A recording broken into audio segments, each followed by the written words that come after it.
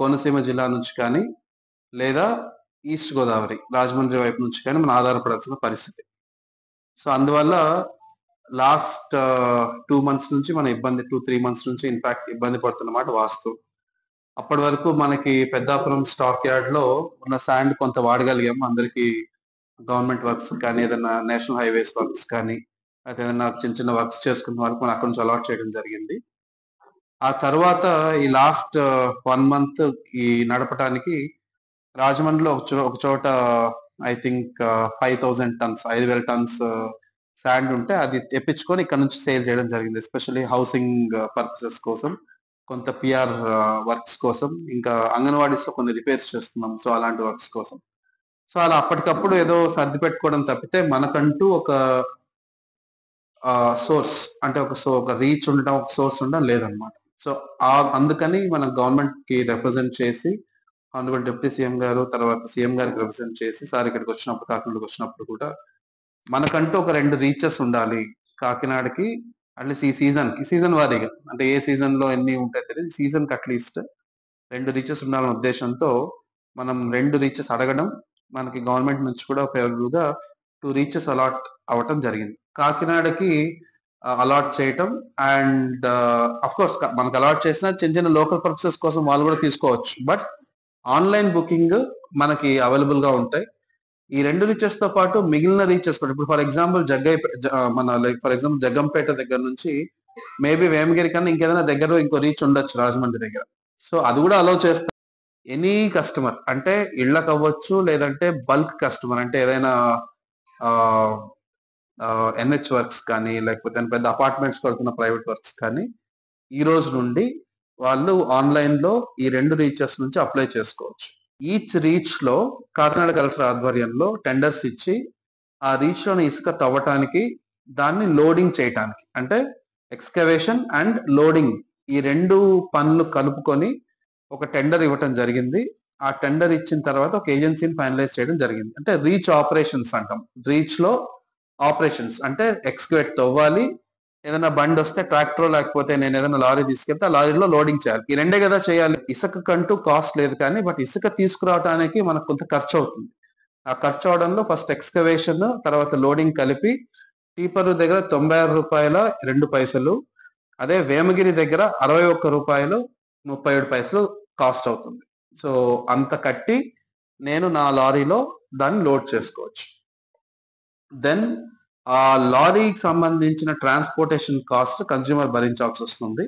And ఇక్కడికి వచ్చిన తర్వాత లెట్స్ దాని అన్లోడింగో లేకపోతే దానికి సంబంధించి నేను ఇంకొక చోట ఏదైనా డంప్ చేయడమో ఆ రెస్పాన్సిబిలిటీ మళ్ళీ కన్స్యూమర్దే. సో ఇప్పుడు మనకున్న 2 రీచెస్ దగ్గర నుంచి మనకు అందుబాటులో ఉన్న సిస్టమ్ ఇది. స్టాక్ పాయింట్స్ మనం జిల్లాలో 3 చోట్ల పెట్టడం జరుగుతుంది. ఒకటి కాకినాడ రూరల్ ప్రెమిసెస్ లో, రూరల్ కిందకి వస్తుంది. రెండోది పెద్దాపురం, మూడోది గొల్లప్రోలు అంటే టువర్డ్స్ కత్తిపూడి, సో అటువైపు. సో దట్ మనకి జిల్లాలో ఆల్ 3 డైరెక్షన్స్ లో కొంత శాండ్ అవైలబిలిటీ వస్తుంది. సో టెండర్ ఇచ్చేటప్పుడు కూడా ఎలా అంటే మనం ఈచ్ లొకేషన్ కి మనకి already transportation cost per ton per kilometer ₹4 చొప్పున ఆల్రెడీ ప్రైస్ ఫిక్సేషన్ చేయడం జరిగింది గవర్నమెంట్ వైపు నుంచి.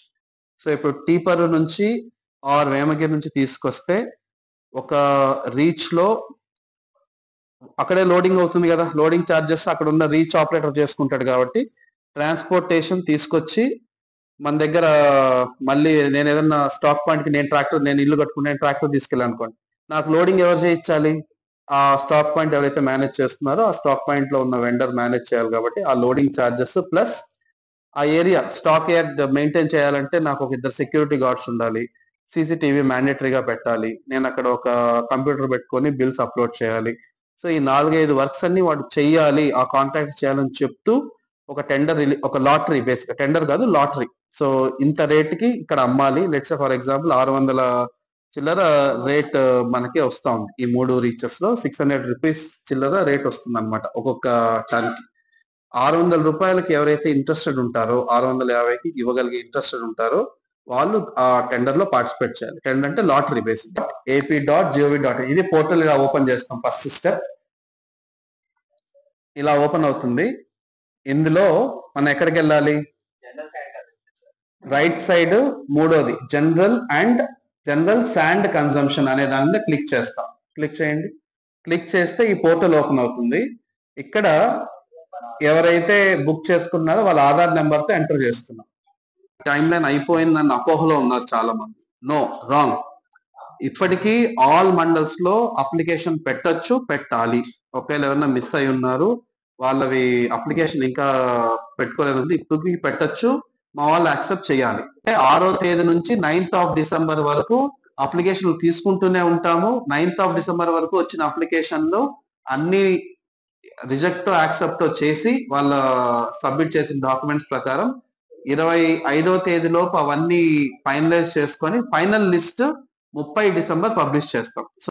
సో అలాగా ప్రతి చోట కొన్ని అవాంఛనీయ సంఘటనలు జరగటం, మనం దాన్ని అయిన తర్వాత దాన్ని కేసులు పెట్టడం ఇవన్నీ చేయకుండా ఫస్టే ఒక క్యాంపెయిన్ లాగా డిస్ట్రిక్ట్ లో ఒక 6 months ప్రతి డిపార్ట్మెంట్ నుంచి వాళ్ళకి సంబంధించిన బెనిఫిషరీస్ కానీ వాళ్ళకి సంబంధించిన వాళ్ళు రెగ్యులర్ గా ఇంటరాక్ట్ అయ్యే డిపార్ట్మెంట్స్. సో ఫస్ట్ ఫేజ్ లో డిఓ స్కూల్స్, తర్వాత డ్వామా అంటే ఎన్ఆర్జిఎస్ వర్కర్స్, వైపు నుంచి ఎస్హెచ్జి గ్రూప్స్, వైపు నుంచి అంగన్వాడీ, ఇంకోటి ఈరోజు చెప్పింది ఇంకొక డిపార్ట్మెంట్ ఉంది, డిపిఓ, పంచాయత్ లెవెల్లో డిపిఓ. సో ఈ 5 డిపార్ట్మెంట్స్ ఫస్ట్ ఫోకస్ పెట్టుకొని మండల్ లెవెల్ టాస్క్ ఫోర్స్ అని పెట్టుకొని వాళ్ళని ట్రైన్ చేసి చైల్డ్ అబ్యూస్ గురించి వాళ్ళ ద్వారా డిఓ అయితే హెడ్ మాస్టర్స్ ని, ఆ తర్వాత టీచర్స్ ని, డిపిఓ అయితే పంచాయత్ లెవెల్లో ఉన్న ఎంప్లాయీస్ ని, పంచాయత్ ద్వారా సర్పంచుల్ని, తర్వాత సర్పంచ్ అంటే నా ఉద్దేశం విలేజ్